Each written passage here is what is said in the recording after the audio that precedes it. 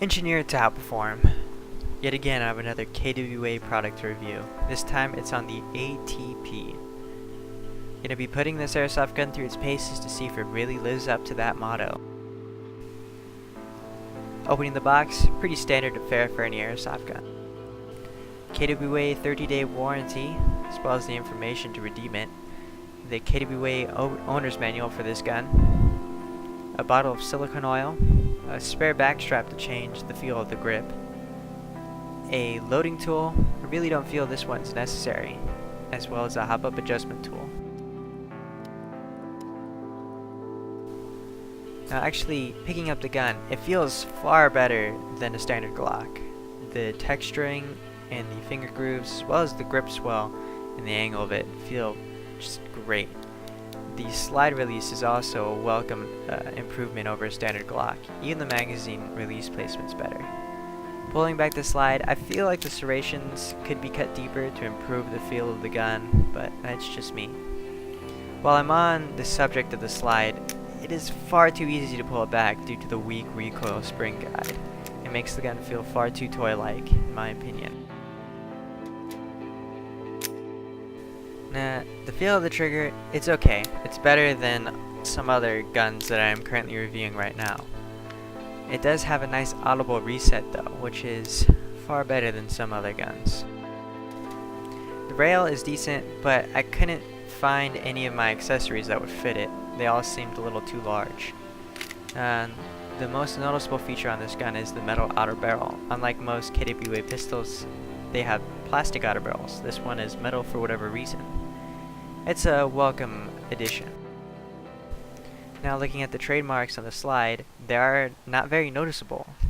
They're laser engraved and not engraved very deeply. This is something I wish most KWA pistols had instead of having giant white ugly painted trades.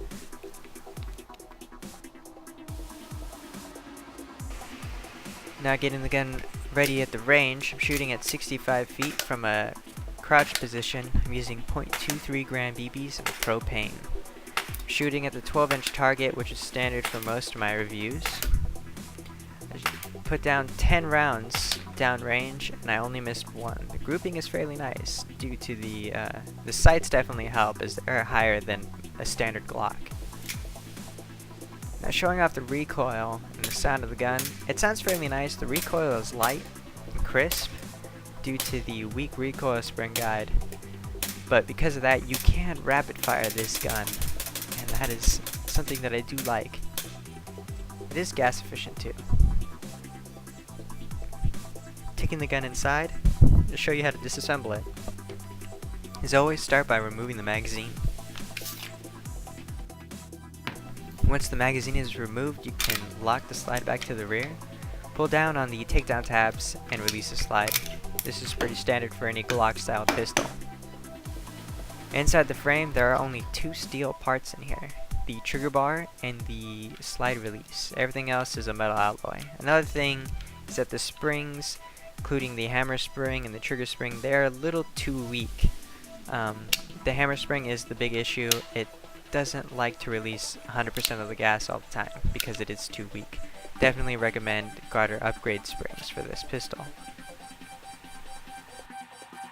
Setting the frame aside and looking into the slide, you can see the plastic recoil spring guide.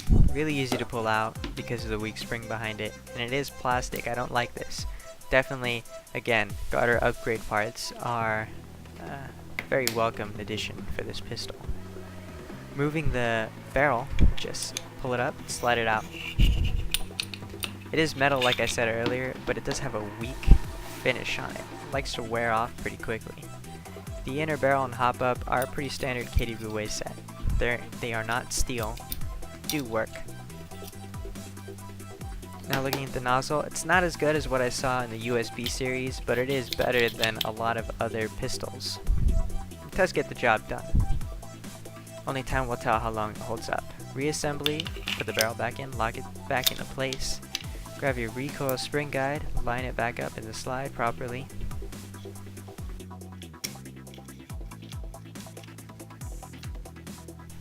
If you don't line it up properly, you can easily break it as it is fairly weak plastic.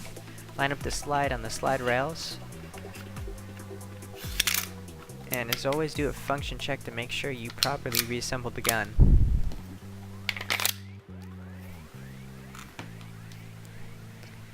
Now my final thoughts on the ATP.